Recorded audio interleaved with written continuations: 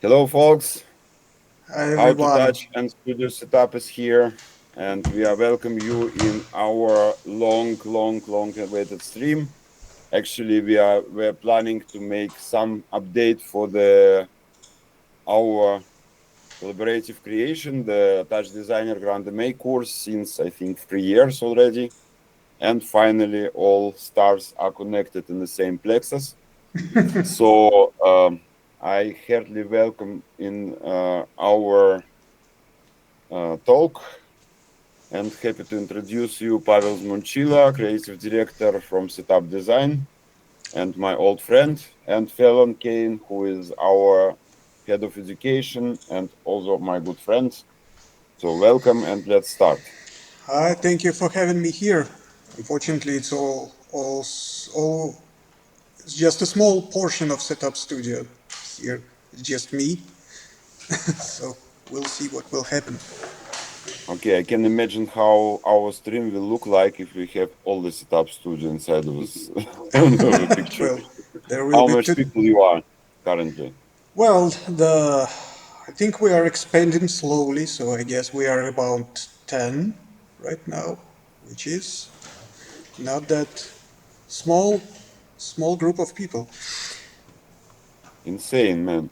I didn't knew that. So I have to say in that moment that how much years we know each other. It was like 8 years more. I think it Maybe a was little more.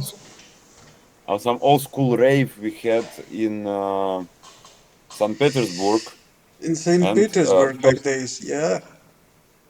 we made the first work. I think it was insane. We used 20 kinematic mirrors, 20 rope points, and one custom-made Russian laser to create in one night a synced installation with all those lights and laser Yeah. using random and touch designer, how our professional collaboration was starting. Yes, indeed. There was. I don't know if we will be able to find photos somewhere. I Uh, think I have a lot, but yeah, I'm not possible to show something now. okay, yeah, it was fun. It was some DIY made stuff and worked cool. So we just glued some mirrors to the moving heads to obtain a moving head mirror basically, to use it to reflect the laser beam and all the stuff. Yeah, it was fun. It was fun. I guess I don't remember well, but I think it's something like 8 years ago. Yeah, precisely. It was a Nobel fabric. Do you hear me now? Because I adjusted the voice a bit. I do, I do Cool. hear you well. Cool. I hope our visitors hearing you well as well. Okay, so I would ask you how you came to the moment starting making lights. What is your story behind? Oh, it's actually quite strange story. So the story was about at some moment around 10 years ago, I accidentally started to work as a technical director on a small theatrical and modern music and performance events venue. So it was back then in Russia in St. Petersburg. The venue called, and I hope still exists and prospects. The venue was called Skorohod, uh, and it was quite a small venue for two maximum 300 capacity. Uh, Focused is again, as I said, mostly on the modern theater. It was 20. The year was around 2012. Uh, and I started work as a technical director, and quickly I became obsessed with the lighting, and I started work with the mostly with the lighting on that venue as I was a technical director, and in many cases I was the only the single technical person working there on site. Uh, So I just had some decent lighting setup, theatrical lighting setup, analog lighting fixtures, control system, and I just started working with it. And Hmm.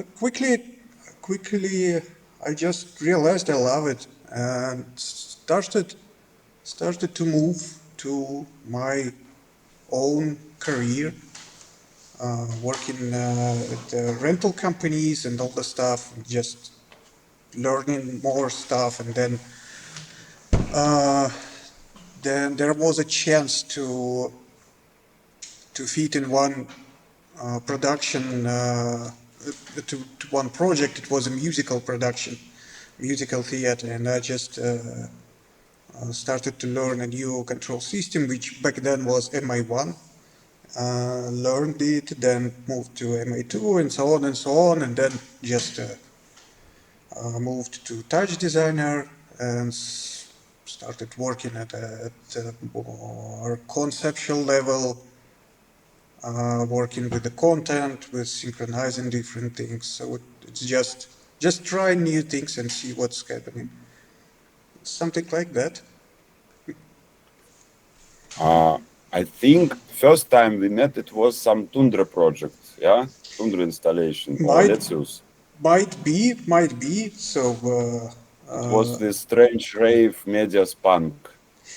Media Spunk. It was, yes, it was. I don't remember quite well. I think it was something like the same, maybe 9 or 8 years ago. I don't remember well. Uh, the Tundra back then was doing like was pioneering in light installations. Well, I was working as a just as a lighting guy at some production company or rental company, and the Tundra guys were like the first who did this kind of things, I guess, in Russia. Well, at least one of the first. So maybe this is how we met, but I don't remember well. Uh, Yeah, it was Let's was doing some installation. Let's that guy from 404. yeah, now they are running their own company, their own brand called 404. But back then they were united as a Tundra studio altogether. By the way, we are meeting with them next week in Houston, Houston Post. There will be an opening of a new museum, and we are participating together with them. How you came to idea and how the setup is actually launched? Well, we worked, my colleagues and I worked as freelancers, doing just stuff. Somebody was in Moscow back then, somebody was in St. Petersburg. We kind of known each other a little bit, and then I moved to Moscow, and then we just met each other, started to working together, started doing things, and quickly realized that we have some common things and some common vision, and we just wanted to propagate it further, and we decided uh, to shape it into setup. The name that came from a word from my T-shirt that my friend gifted it me.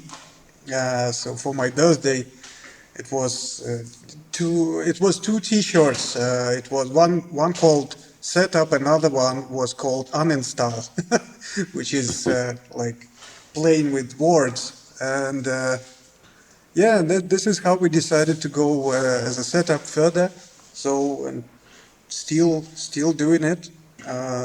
It was, I guess, uh, the year was 2019 when we started a setup as a setup studio as a separate brand. You told about same vision and same concept. So can you tell a bit more about what was the concept and what is the vision? I think it was I would say the minimalistic approach to the projects that we worked on, and very clean look, very clear and bold idea, pretty much, I don't know, maybe inspired by constructivism, something like that. Uh, I think it was something about the amount of fixtures and the quality of technical writer as well. I suppose at least because your projects became very fast, very big scale. Well, we indeed grow well and quite quickly.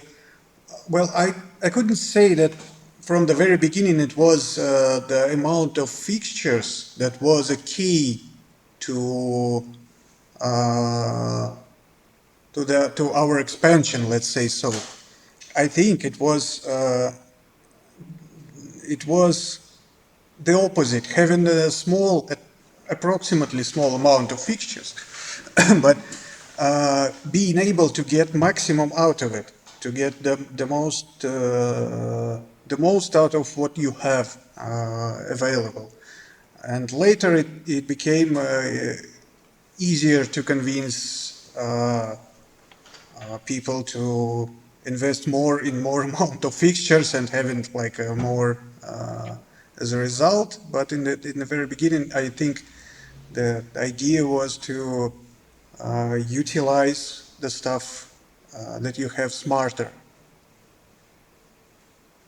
Also, maybe some relevant question I would have related to Touch Designer, how you came to Touch Designer usage and how it was, how was your first experience with that and how it went to the level you have now. Well, working. So I used to work in an MA2 environment most of the time. So anytime uh, you're doing something, you need to have in mind the control system that you have and what is it possible to do from the perspective of control system. That's kind of that this thing is quickly becoming your constraint, which you're kind of uh,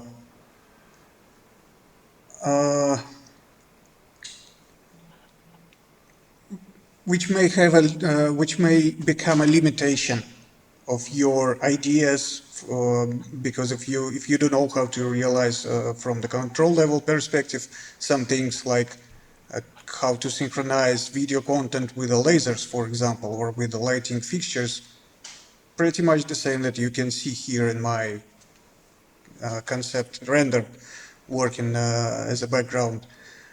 So if you don't know how to do that and your control system is limiting you, you're quickly becoming like limited by control system. So this is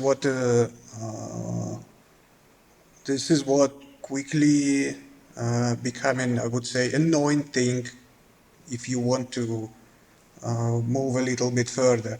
So Touch Designer became for me a tool, a system that you can build whatever stuff you want, that you can easily synchronize different types of things like video content, lasers, lighting, whatever, uh, synchronize different types of data and building your own logics and building your own ideas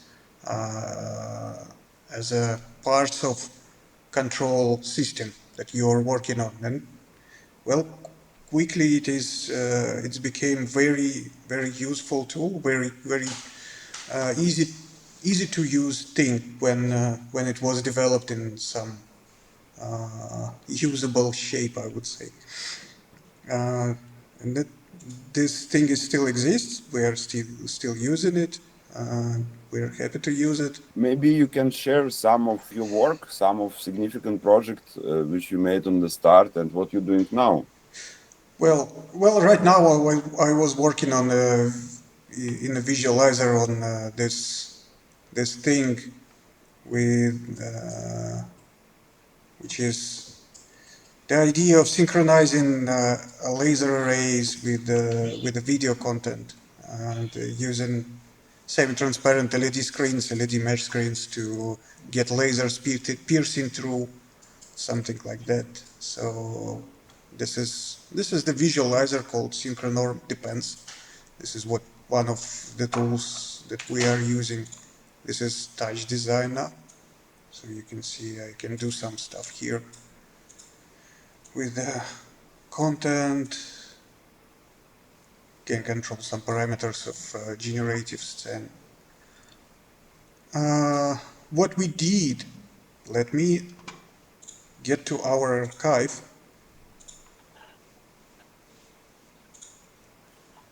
So this is our website. One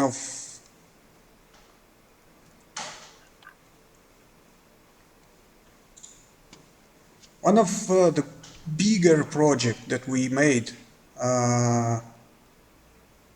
as a setup design studio. So we participated in a festival, electronic dance music festival. We built this stage back then, made of scaffold structure and only lighting fixtures there was presented, called bus stage. So it was like an abstract thing.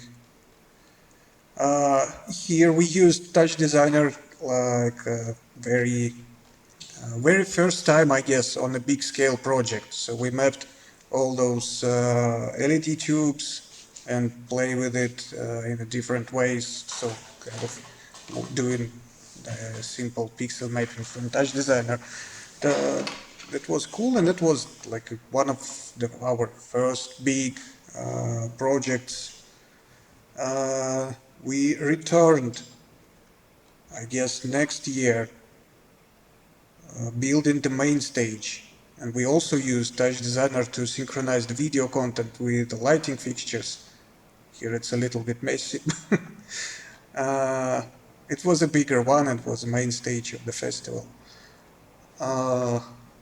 Then one of our beloved project is this thing, synchronizing lasers with video tubes.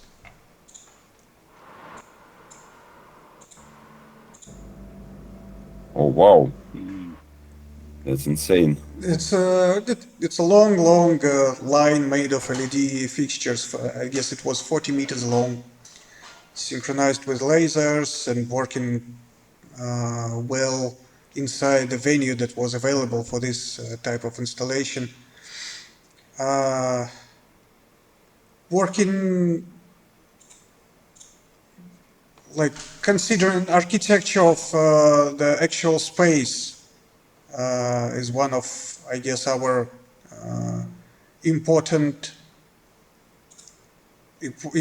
approaches. So we used to work with this with something that fits the space, and like having the space as a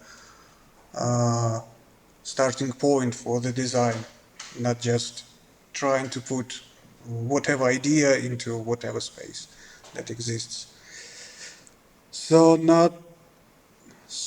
this project had a few more iterations, and we love it, and we build it, for example, here. That is a club installation with the same idea implemented inside the club, with a bigger amount of fixtures, bigger amount of everything, but with the same core idea, synchronizing different types of medium. So Pavel, can you talk a bit about your pre-production on that? Because it seems massively complex with so many systems running. How did you even approach that? Well, first you build the idea. So you need to model it. You need to think about amount of fixtures. Will it be buildable or not? You need to model all the stuff and put everything in the visualizer and see how it works. So for the visualizer, for example, we use Capture, a software called Capture, and we use also Depence, the Syncronorm Depence software to see how your idea will work in real life. So you've done quite a lot of pre-visualization then. Yes, absolutely. Just a sec, I will show you. I will show you some details about how it looks, how different things work and looks in the different stages. So I would like to switch to a different project for that, which is called, for example, this will be Mahmut Orhan show. This is the show for Turkish artists, electronic music and all the stuff. That we made the whole stage design and concept, the video content concepts and the video content itself, lighting, operation, and all the things. So for the beginning, you have a set of pre-visualization. So you just checking the ideas, you checking how different types of things will interact one with interact to each other. You're checking the video content ideas, which is coming from creative direction, creative director, and art directors. And here is what you go through if you're doing the visualizing stuff on the pre-visualizing phase of the project. You need to get the technical information about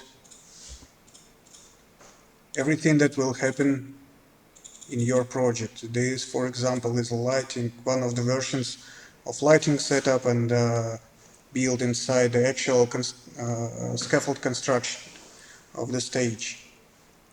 So you just arrange everything here, check how many of the fixtures will be there, check the dimensions of everything.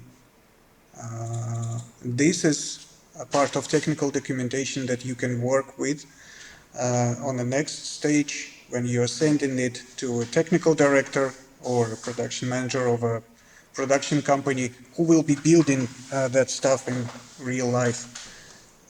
So before you approach production company, you need to get something that you will be discussing with them, and this is what it has to be: technical documentation and a list of equipment.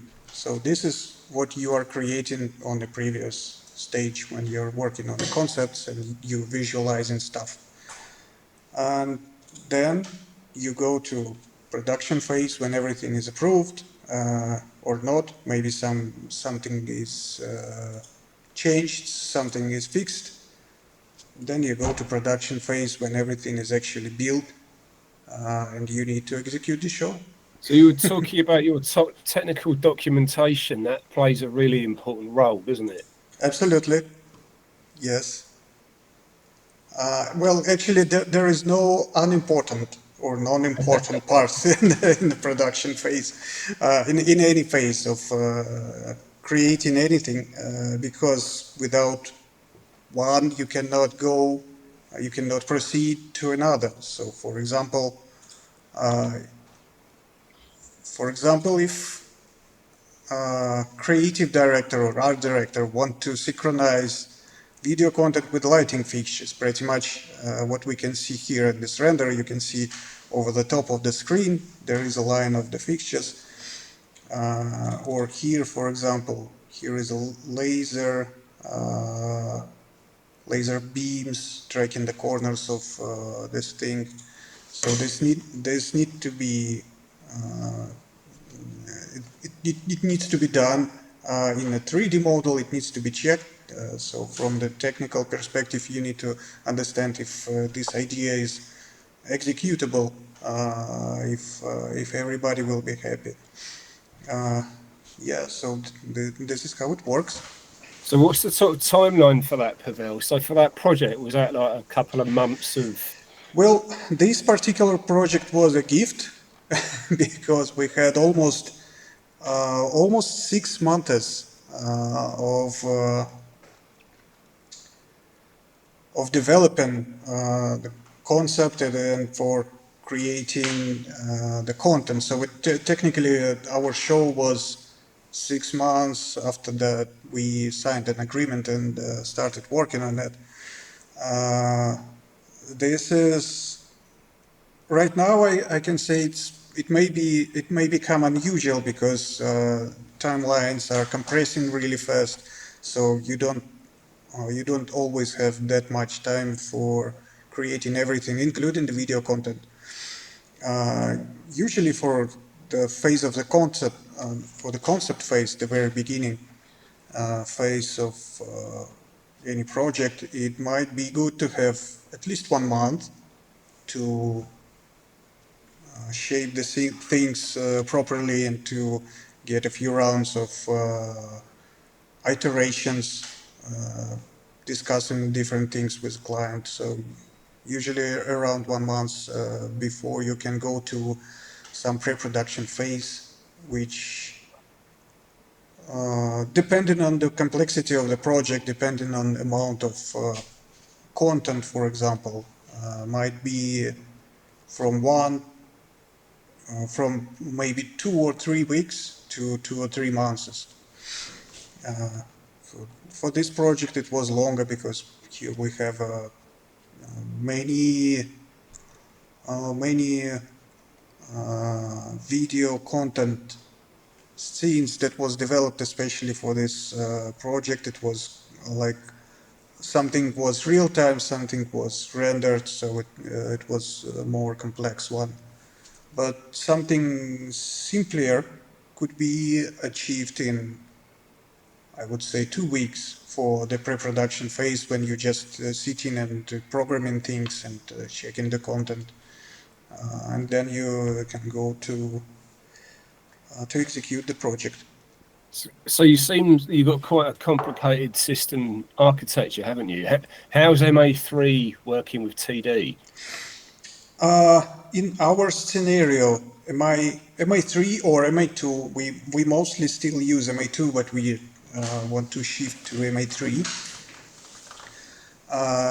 MA3 in our case is used as a, let's say, central control unit, which controls everything that we have. First of all, it controls the TouchDesigner machine that works on real-time content and some things related to synchronization, lasers and lightings with video content and all the things. And also it can control either a separate machine or a separate instance of TouchDesigner that runs for example, rendered content, as it was made here in this project for Motorham.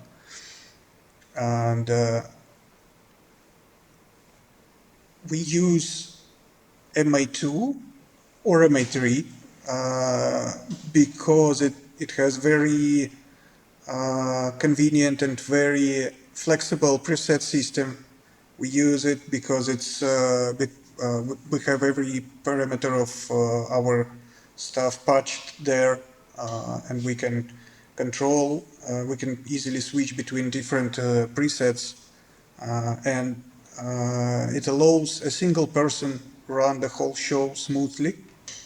Not always the single. It is single person indeed, but for the bigger show, you have 2 operators operating the stuff, one for the lighting, for example, another one for video stuff. But for smaller scales, it's possible to use one person who's controlling all the stuff from the single board. And the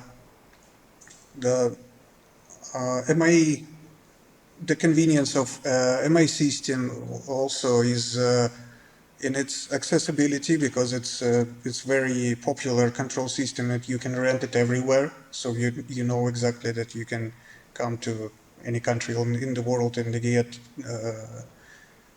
control system layout in the same way that you described it in your technical documentation. You can count that you can find it everywhere. It is scalable because not always we are controlling everything from TouchDesigner. We can use MA to control lighting, for example, and to mix some portion of data, for example, for pixel mapping, streamed back into MA and merged into single data output. For example, we can operate, let's say, pan and tilt parameters of lighting fixtures, but we can control dimmers and colors from TouchDesigner, which will be synchronized with video content. But we don't have to spend lots of time to program pan and tilt from TouchDesigner, which is not that convenient, because you need to build your own preset system in TouchDesigner and some queue system in TouchDesigner. It will just take longer rather than mixing between most convenient parts of both systems. So it sounds like you're using the best features of the platforms you've got, aren't you? Yeah. Yes, trying to. Yeah. There's quite a lot of protocols going on there, isn't there? Like, is it DMX for the lighting? Yeah, it is still DMX for the lighting, despite it's been presented for a long time. Well, pretty much the same as MIDI is still there for sound. It is DMX, so there are multiple ways to transfer DMX data between machines, ArtNet, streaming NCN, ACN, and so on. It is ILDA, which is also quite old way to control lasers, but it's still there, and there is no substitute for it. And TouchDesigner supports it as well through different methods of outputting this data to the lasers.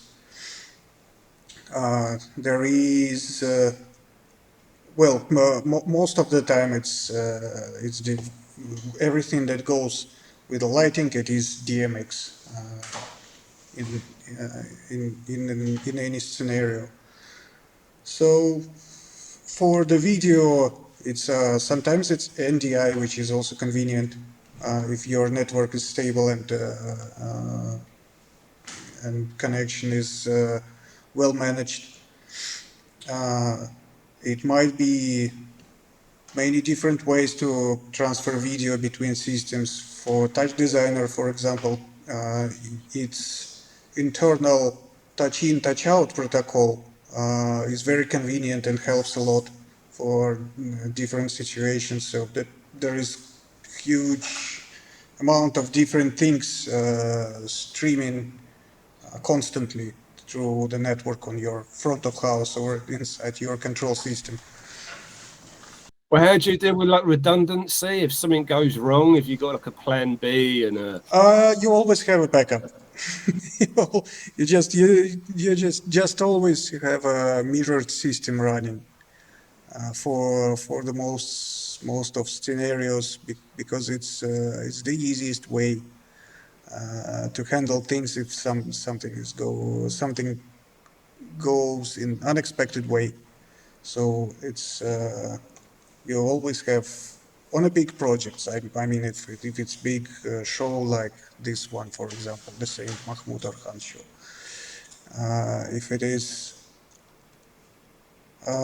this big scale, you need to be safe and not because the system instability, because this is the rarest thing to happen.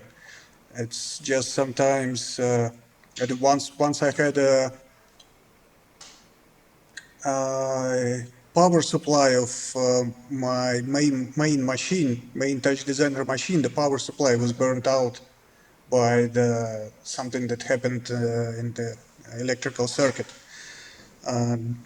Sometimes it's just physical things that always happen, so you just need to back up your main machine, your main console with a backup version of lighting console, backup version of main machine. You need to have the way to quickly switch between main and backup.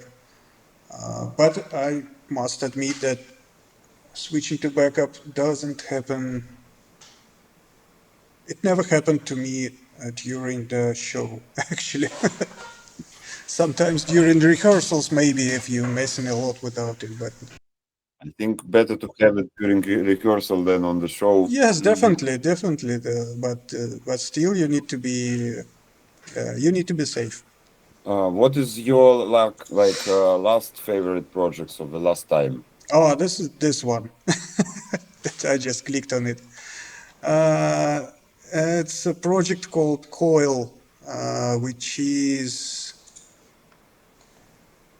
the one that we nurtured for a long time. So from this idea of having this kind of thing, like a large tunnel with a bridge inside it, it was just render, and this idea came to mind a long time ago, and we just had a chance to build it in real life. And it was an installation on a festival. It was scaled down, definitely to feed the production budget and production capability, but I love it. We had a chance to make an outdoor version of this, because this one is obviously an indoor, and we had a chance to make it happen once in US and another time in Turkey, in Istanbul. I hope we'll have materials here. Here's some photos. It looks amazing. Yeah, it's a complex one. It's a pain. What was the biggest challenge in realizing that? What was the most difficult obstacle? I can say there was, like in the outdoor version of the project, most the outdoor version is this one. So it was made in a public space, so people could come through it. It worked like as a tunnel.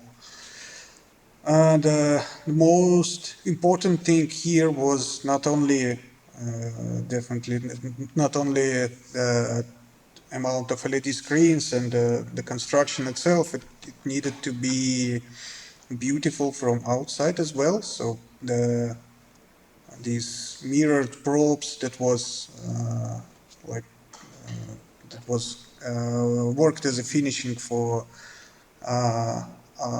outer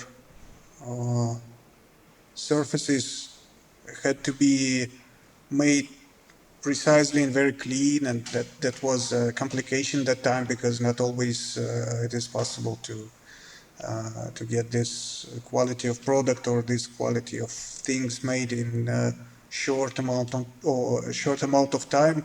And the production company had only 4 days, I guess, for the setup, so for everything to be built. And that's it is. I guess the time in this project was the main complication, the main thing. And here in the original version and the full version of this thing, it was definitely the amount of gear needed for the complete version of this thing. So it's LEDs inside and outside of these circles. This is also a way to rig it properly, because it consists of five circles. It means that you need to find five circular trusses. of the same diameter.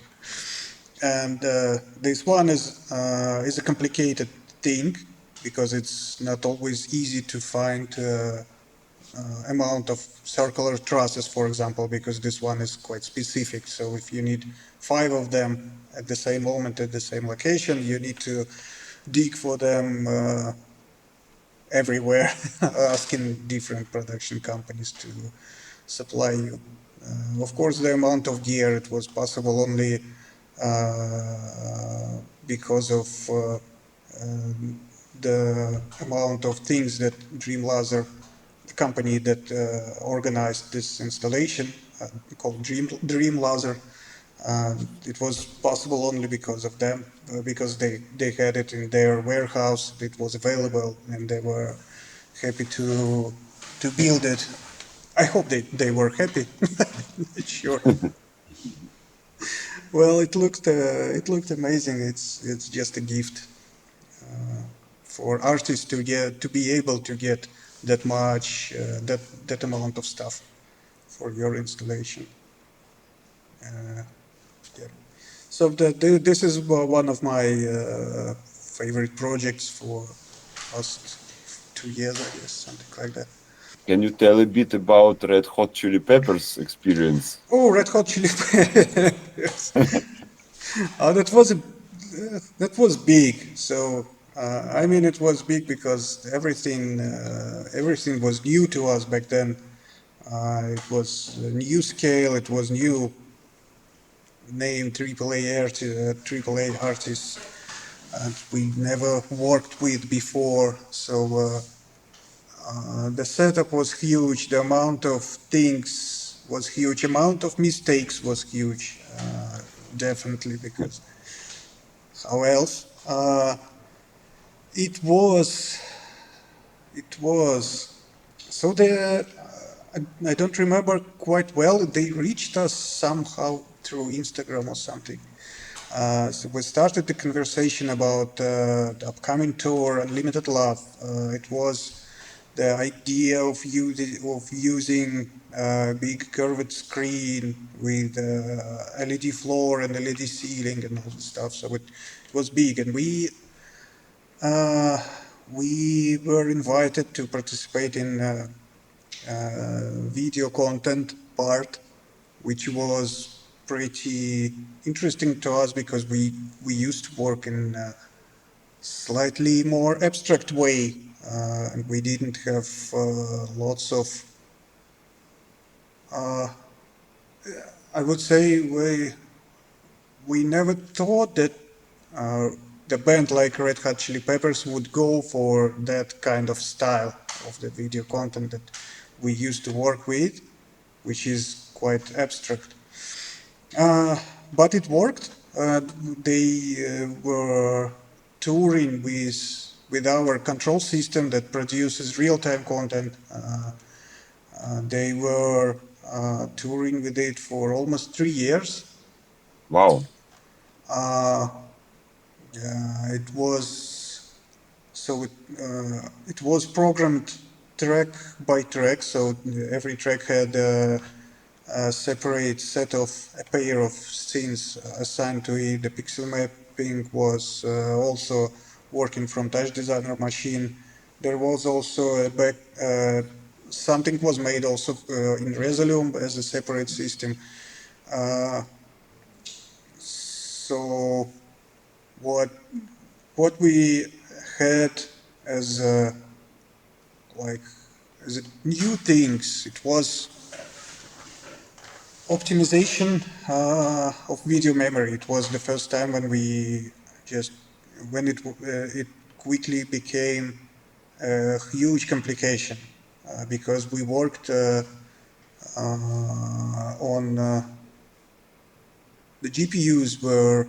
It was a pair of media servers with the GPUs. It was NVIDIA 3080, which has 12 gigs of GPU memory, and the resolution of the screen was big, and we worked pixel to pixel, so we worked in full resolution in real time, and there was also a camera processing there, So we had quite massive ambitions, and we had to pack it inside available 12 gigs of video memory, and it was pain. It was pain, but we did it thanks to our friends, the developers, who is running the team called Tricks. So they did part of optimization for us, and that allowed the system to run through 3 years. And I don't know if they had uh, any any technical complications, but as far as I know, there was no backup machine situation and all this stuff. So yeah, that was it. We we spent some time together touring through Europe. It was my first time of my experience touring with somebody with touring bus and all the stuff, the full production. Funniest moments. Yeah. So and definitely I'm pleased to. I'm happy to be in a company with the lighting designer of the show, Scott Hallhouse, and programmer for the lighting, Dave Dixon, and Josh Upton, as a visual artist who was operating the visual content that we programmed and and handed to him. It was interesting experience. Amazing. Yeah, for my experience with TouchDesigner system, once run, it ran quite stable for a long time. I think we had several experiences with programming media servers for theater companies, which were running for several years after we made it. Yeah, yeah, same. No, well, the only difference in our scenario with what we usually do, we have a big set of different scenes, and the cleaning of video memory sometimes becomes a problem. So you just need to figure out the way how to clean up the video memory, because something is always stuck there, and if you're using the system for a long time, the video memory can be an issue. But well, things are evolving anyway, so the newer version of TouchDesigner fixing lots of problems, and I hope will not create the new ones. Uh, it's need to hire a cleaning manager. Oh yes, it is. So I think maybe we are speaking already a while, and maybe it's the Maybe some time to, questions. yeah, first we are always open to read and hear some questions. And actually, what I wanted to speak about our ambitious plans. Mm-hmm. So because I think we were trying to find a hole in Pavel's schedule for around 3 years until now, until we occasionally got same vibe and same mood, and decided to rework the TouchDesigner 24, which was called Real Lights, because yeah, it was a way how to make the unreal lights possible, and that was all the time best seller from from all courses we made. I think just maybe like Touch Designer Basic was also same popular, but from all professional courses, it was a best course.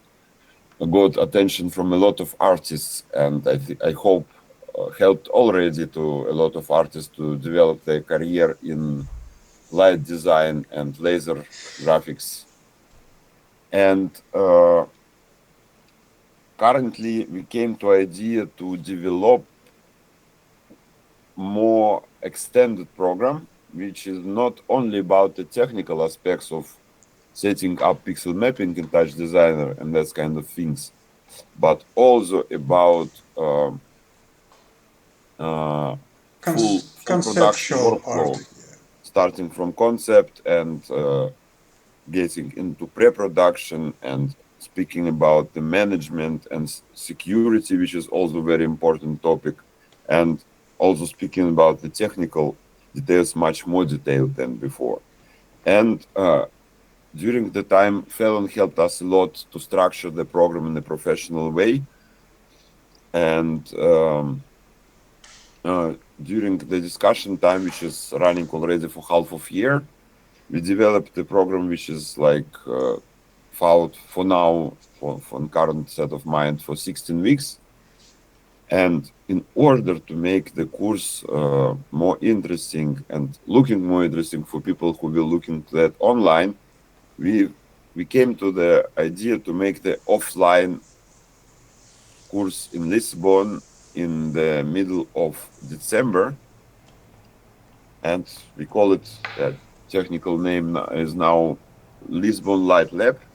And we actually looking for only 10 persons who have some experience in working with light and 3D graphics and TouchDesigner to provide us a professional feedback to make the final product be much more advanced and interesting. So first, I think we should speak about that Light Lab and also about the online course and also answering the question we have in chat. Sure thing. Well, what should we start with?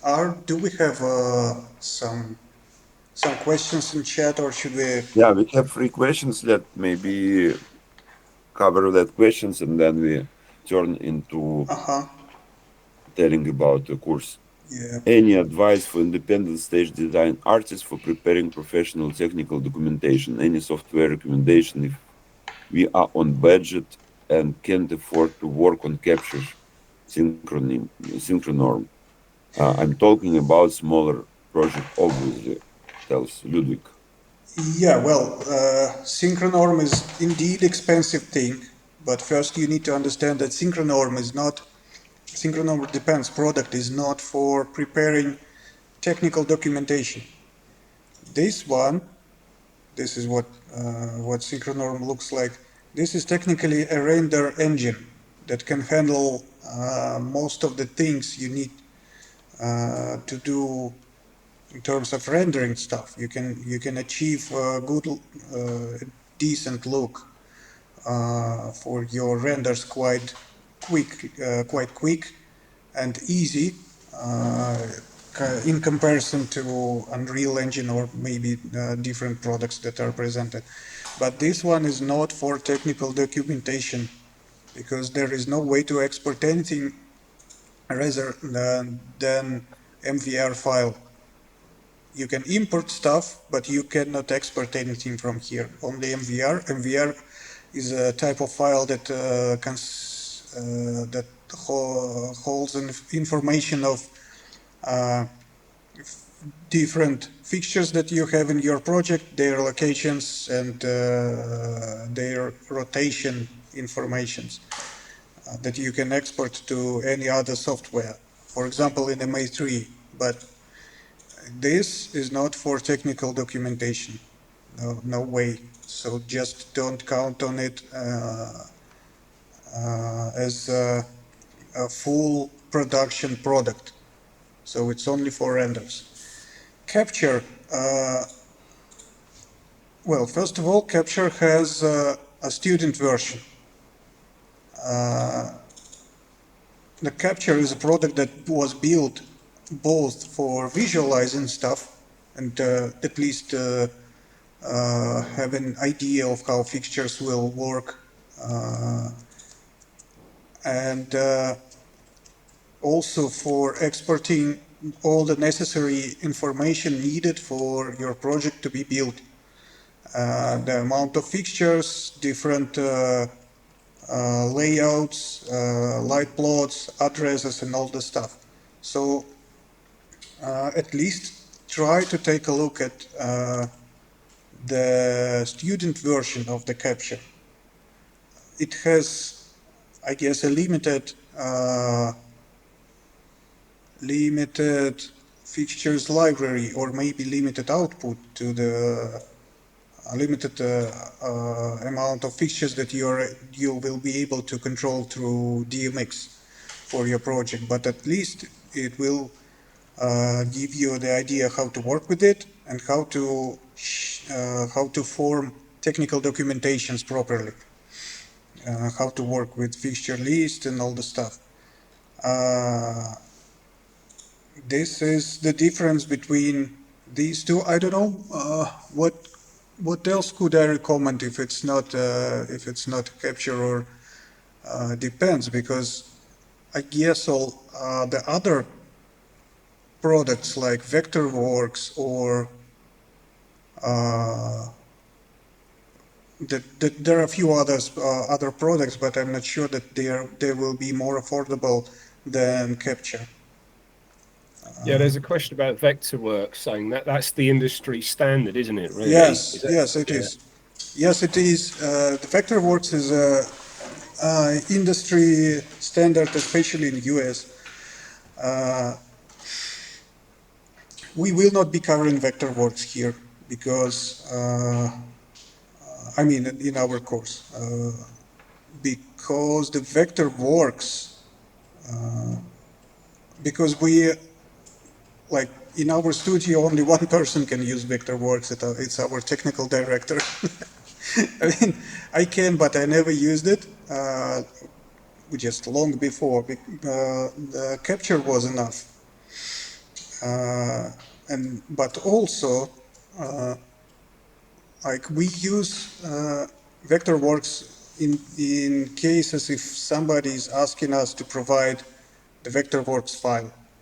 So not only 3D models or layout of fixtures or patch list or other stuff that you can prepare in the same capture, but also the specific Vectorworks file.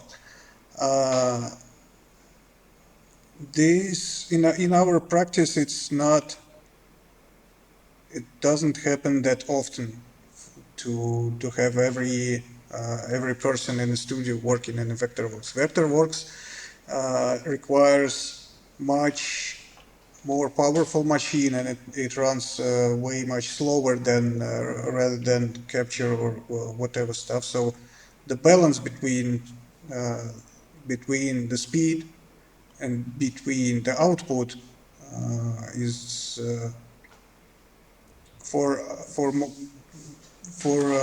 our tasks usually lies inside the capture. So we have a question from Digital Moss. Do you have all your TouchDesigner generative artists in-house? And do you ever work with freelancers?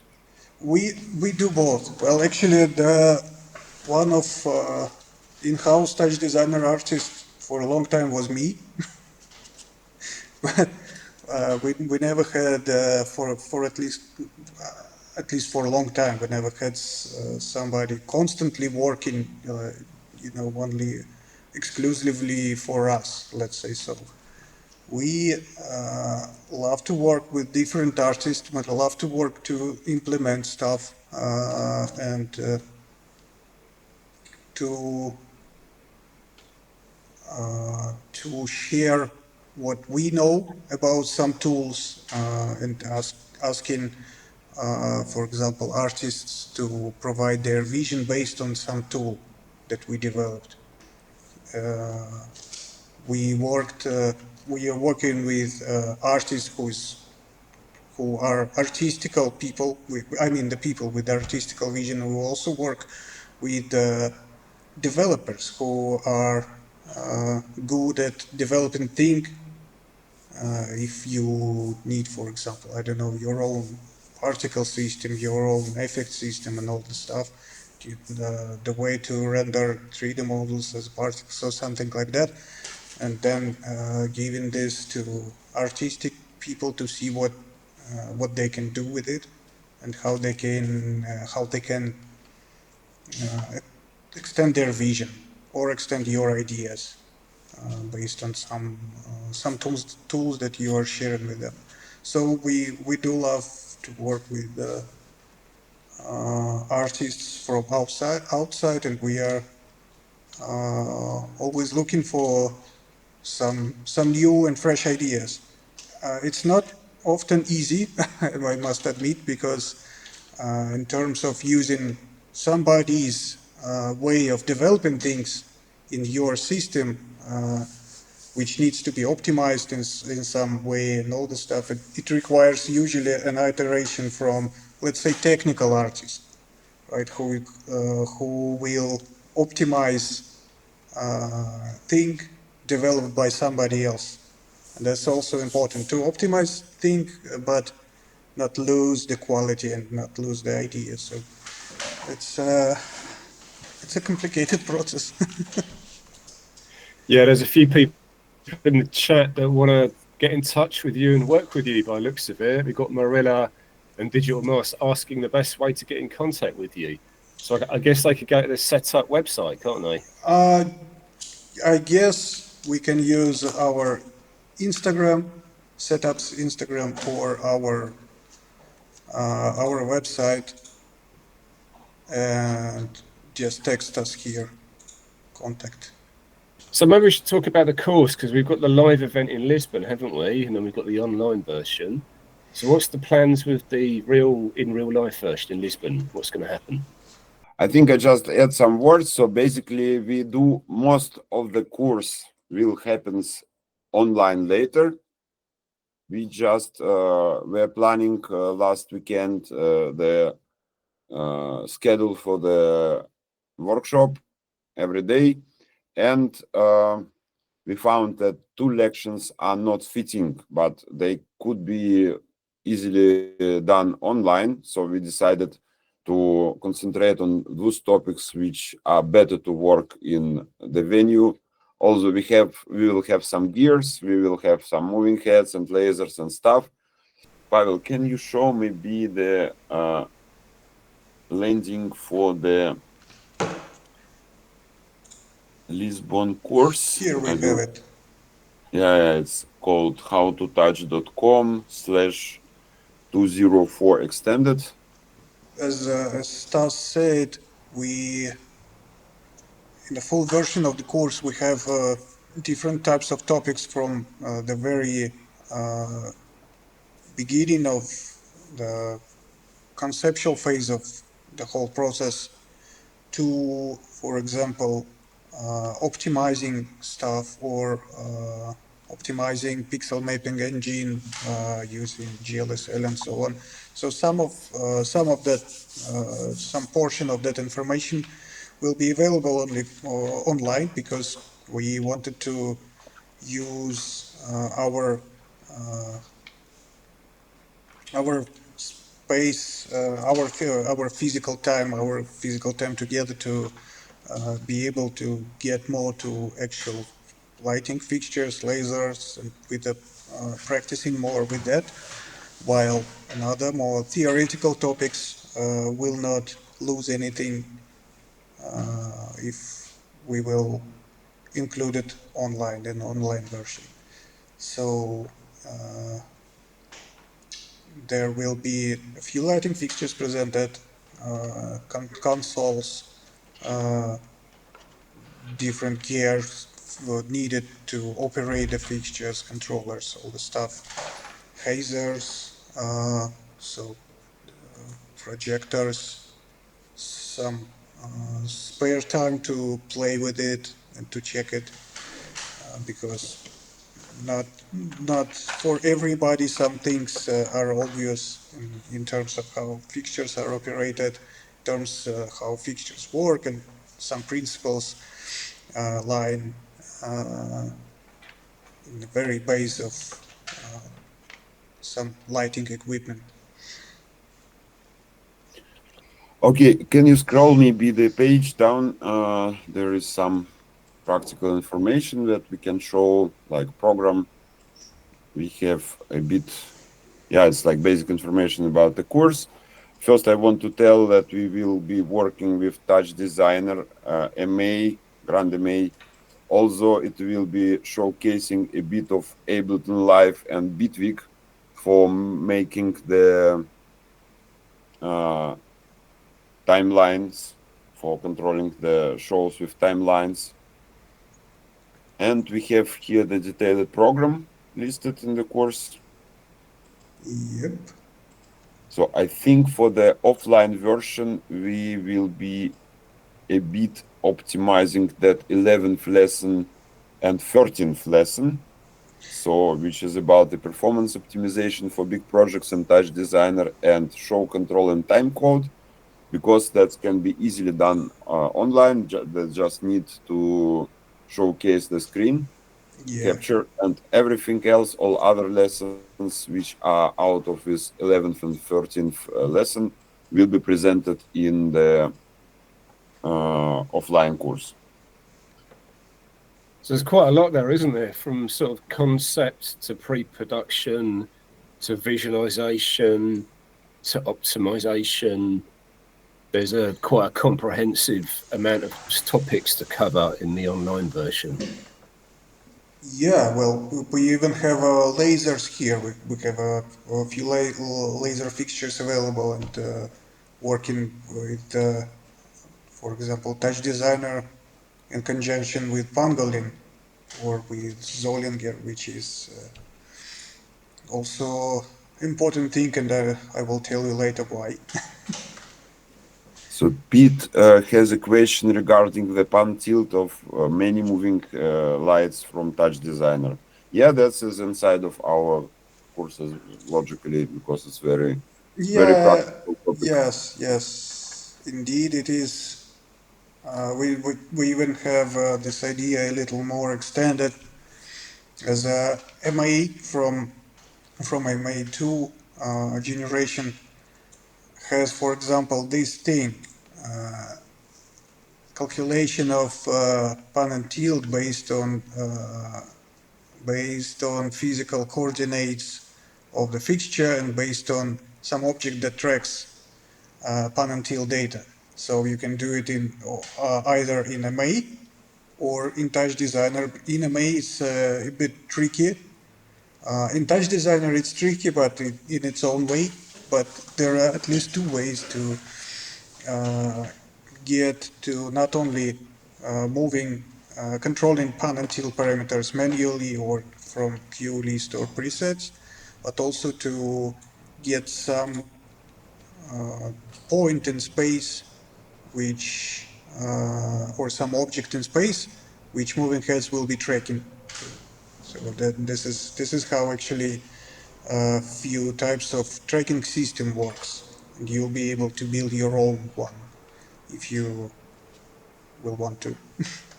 Okay, so actually, because we are unfortunately very limited by the amount of the venue and also by capacity of us to handle with more people, we are limiting for 10 spots.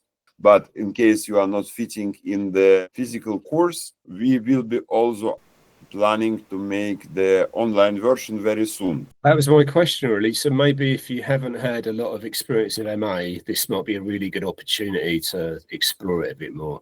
I Yeah, no, I guess if you don't have any experience in MA but you want to start with, I guess it's a good thing to start uh, because I hope we will make the because MA now from look MA right now could look as quite overly complex system for people who don't know, who don't have any kind of experience with these types of systems, and we will try to make your your first experience as smooth as possible. Let's say so.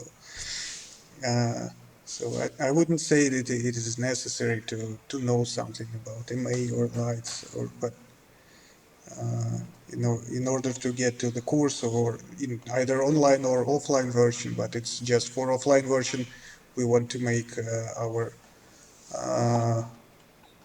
our auditorium is a bit mixed in terms of level of knowledge. Actually, from my point of view, like speaking about pre-requirements for the online course, I would say better to know the basics of TouchDesigner, including a bit of understanding how to work with geometry and chops, which is very important, and some basic Python knowledge. I mean, TouchDesigner Python knowledge. But Scripting. yeah, for people who are considering to join the online course, you still have to time to upgrade your knowledge about the basics of touch if you don't have it. And for that, we can also offer like a bit additional package like learning TouchDesigner Extreme from us, which includes basically everything what is needed for good work with that light course. Some words about online course. It will be half curated in sense we provide several pre-recorded videos, but we do several feedback sessions and we do some homework during the course. So it will be nice occasion, nice possibility to work with feedback as well. Would you consider another offline course in the near future? I guess we'll have to wait until next year, won't we? We'll see. It would be great to have, a lab that is constantly running on its own and somebody can join it in any month or something like that. There are dreams. We will try. Would be great indeed to hear some more requests or more questions from people. What will be interesting to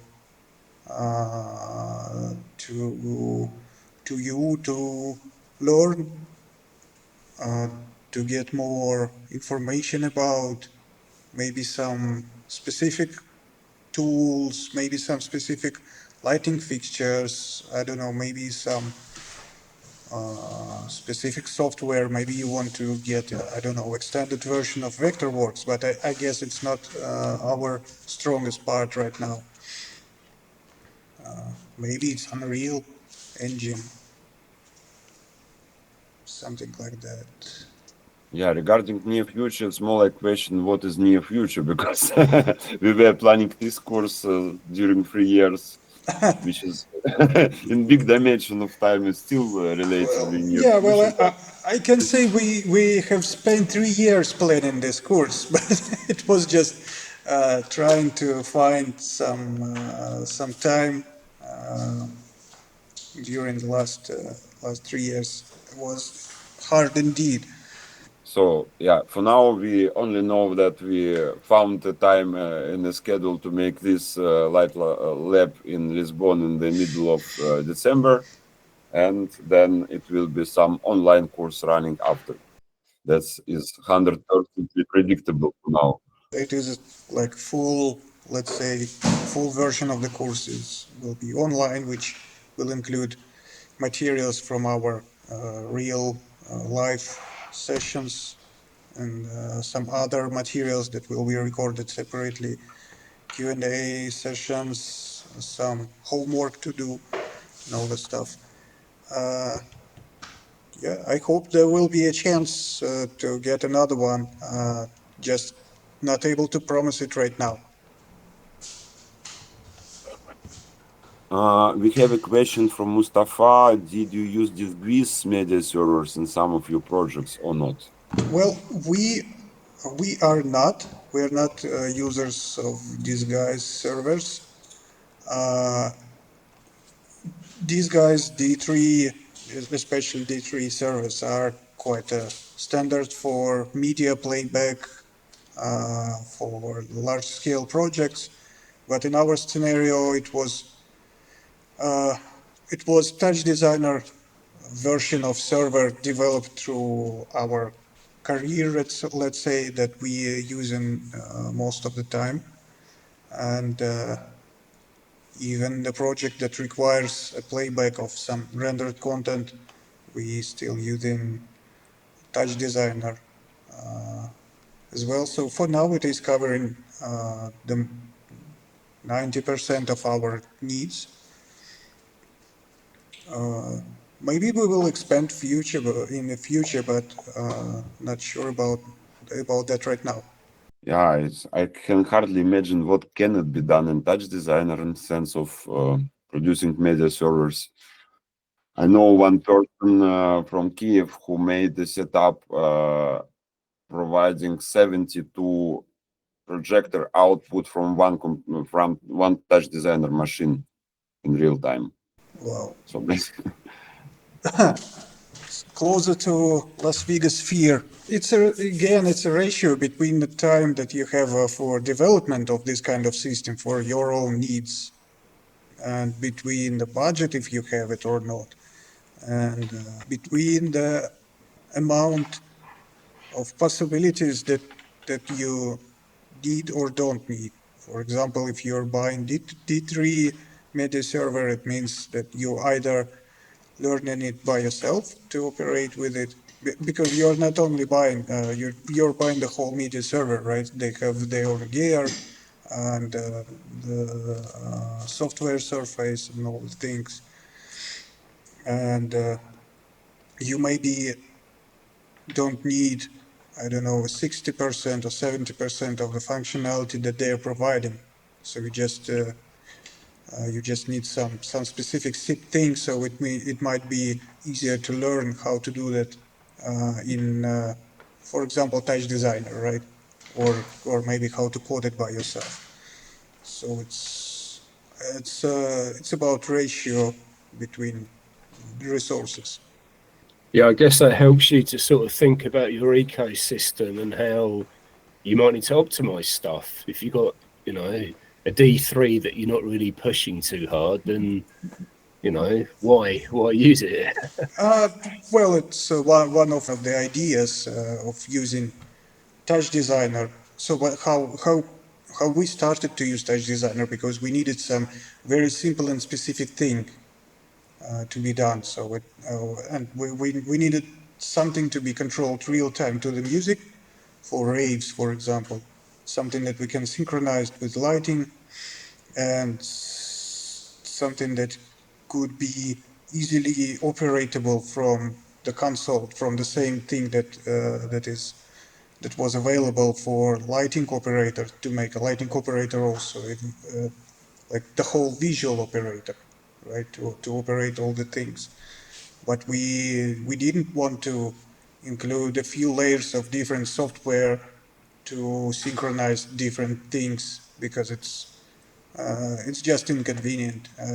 Latencies sometimes doesn't match all the stuff. So you just put everything into a single system. It started to grow slowly in different directions.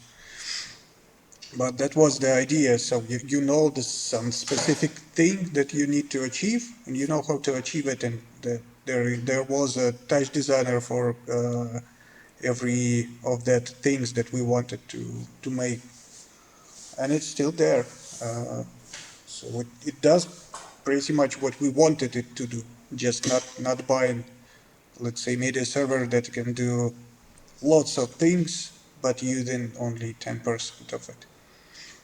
And being dependent on somebody's logic and somebody's ways of thinking rather than developing your own. This is what is the most important thing, I guess. Yeah, because I mean, your stuff is so holistic, isn't it? And it's a big architecture. So I guess you need to be really bespoke about how you do it. Yes. I guess it's just becoming a part of our language, let's say. So not only what we're doing, but also how we're doing it. It's just a part of the result. Okay, there's one more question in the chat from Zained about, can you walk us more into the process of coming up with a concept and visual lights for an event? I will try to split it into a few things, but the only one thing that I cannot go go deep enough, I guess, right now, will be a description of how the idea of concept is born. So I tried to answer this question for me, but I don't know. It's just, it's something that pops out in your head, and you just get this idea and you want it to be done. I don't know how exactly you're developing the concept itself, because some creative directors are dependent on the project. Again, for me, is more like an abstract, I would say, architect or designer. It's one project. It's one process for the people with different experience and education. It's working on mood boards, collecting the different ideas and slowly shaping the direction of your concept or into something that fits the initial briefing if there was some idea that maybe your client had. For me personally, it was slightly different, so this is why I can't move you in more details about me myself. I can't move you through more details on how you shape that idea. But in any scenario, you at some point you are getting to the phase or the stage when you need your things to be modeled and to be visualized in any way. So for modeling, there are no special requirements, I would say, for modeling in the industry. For example, I personally use Blender to model in 3D. Somebody's using SketchUp, somebody's using whatever, 3D Max, Maya. There is no constraints here. It's just up to you what's better for you and what you know better. If you're thinking about learning something new, or you don't have any kind of experience working in 3D, you can try Blender, for example, because it's free to use and has a huge amount of materials to learn from. But there is definitely, there will be definitely a stage when you need to create something in the 3D world to be able to visualize it further. So here is where this kind of software like a Blender appears, and you better get to know something about it. This, for example. Oh, Houdini. Or Houdini. Or Houdini, Yeah. yeah, or Houdini, but Houdini will be a little bit too hardcore, I guess, for these types of modeling. I mean, if people already have some experience, because in Houdini you can make some kind of. I was doing the setups for visualizing lights in Houdini because I made the procedural truss.